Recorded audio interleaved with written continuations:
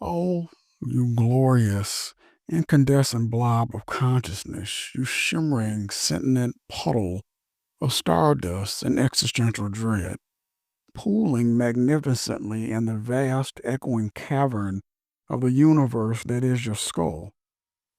May your inner monologue be less like a badger in a blender and more like a gentle, sun drenched cascade of philosophical insights.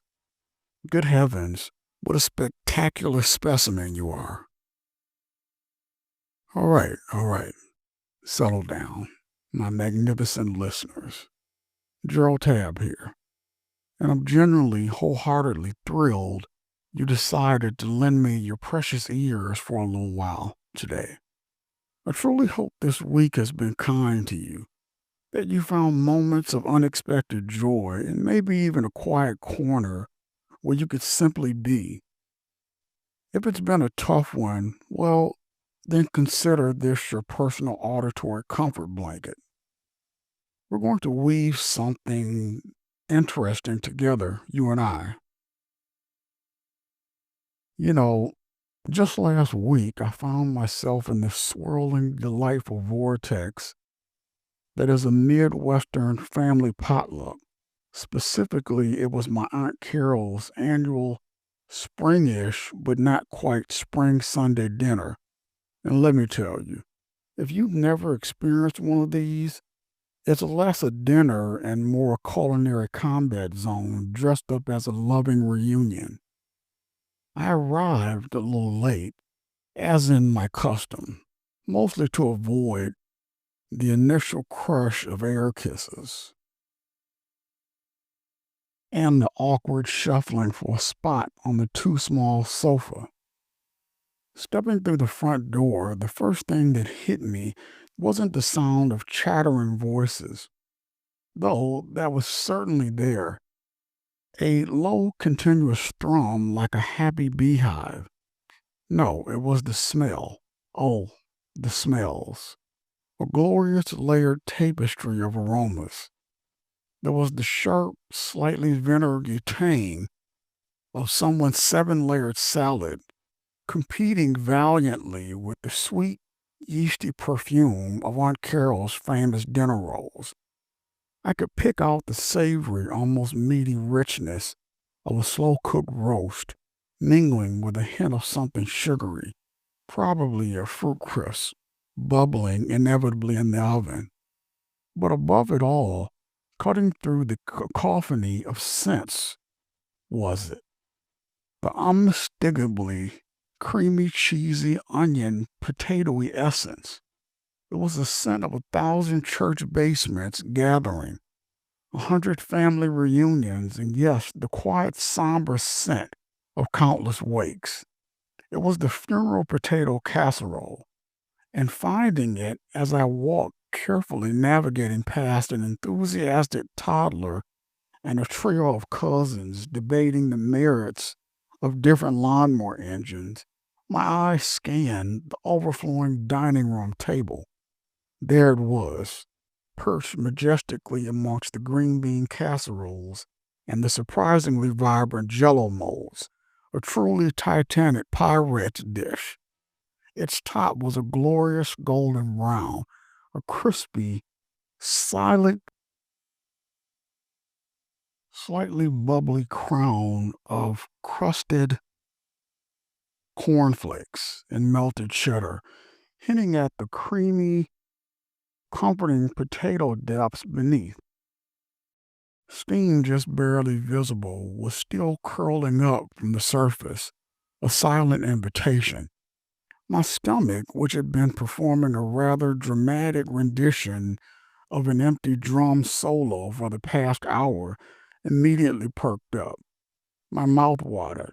I felt this warmth spread through my chest, a primal, deeply ingrained response. It was like a low bell, deep in my genetic code ringing out. Comfort, safety, home. I swear the sound of the clinking forks and murmur of conversations around the table seemed to quiet down just for a moment.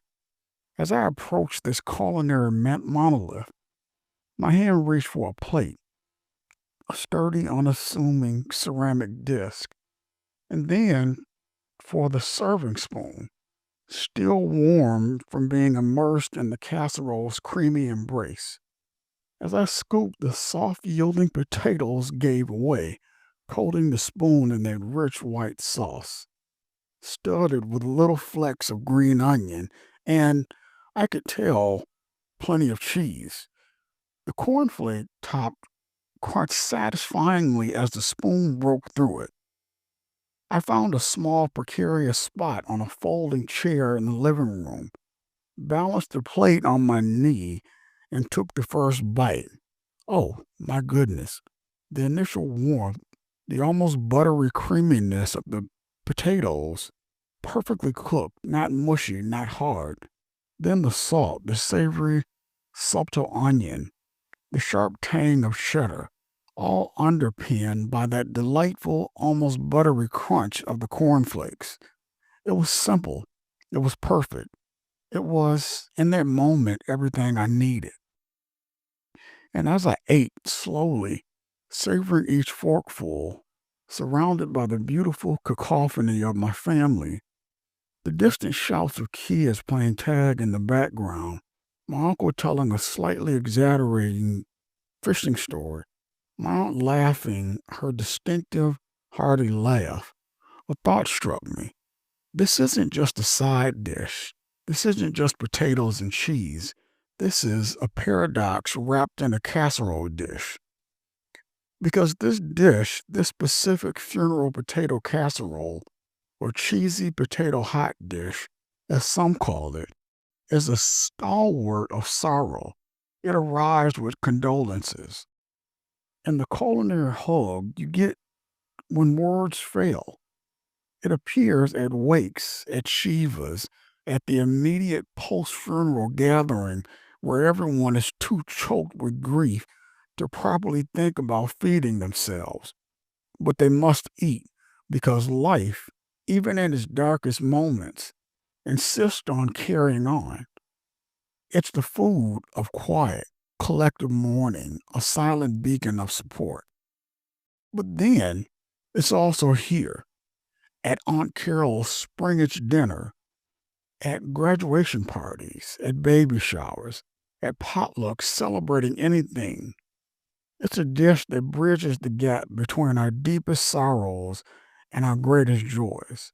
It's there when we weep, and it's there when we laugh until our sides hurt. And that, my friends, is the funeral potato casserole paradox. How can one dish hold so much emotional weight, so many contrasting memories? It's not fancy, it's not gourmet, it's humble, comforting, utterly unpretentious, yet it carries the entire narrative of shared human experience with its creamy depths. As I sat there finishing my plate, I realized it's because this food isn't just about substance. It's about presence. It's about the unspoken message. I am here. We are together. We will get through this, whatever this is. When placed on a table at a time of loss, it's an act of collective care. When placed at the celebration, it's a reassurance of enduring connection. It's a physical manifestation of the invisible bonds that tie us together. And that's the beautiful, messy, profound truth about so much of our comfort food, isn't it? It's rarely about the ingredients alone. It's the memory steeped in every bite. It's the hands that prepared it, the table it was served on, the laughter and tears that fell around it. It's the narrative it carries, the story it tells without uttering a single word. Think about your own comfort food. Is it your grandmother's chicken soup? A specific type of cookie from your childhood? What stories does it hold? What paradoxes does it contain? Does it whisper of joy or sorrow, or both? Because in those simple dishes, we often find the purest, most potent narratives of our lives, and recognizing those narratives, allowing ourselves to feel them, that's truly living with that narrative mindset. Thank you for joining me today on the Narrative Mindset Podcast. Until next time, keep savoring your stories, both on your plate and in your heart.